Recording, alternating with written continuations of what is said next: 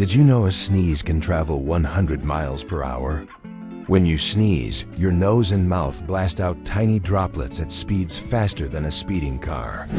These droplets can fly up to 20 feet in the air, which is why covering your mouth is so important. Your body sneezes to clear out irritants like dust or pollen. It's a built-in cleaning reflex to protect your lungs. Some people sneeze multiple times in a row because their nose stays tickled. While it feels unstoppable, a sneeze is just your body's way of saying, time to clear the path. So next time you feel one coming, grab a tissue fast.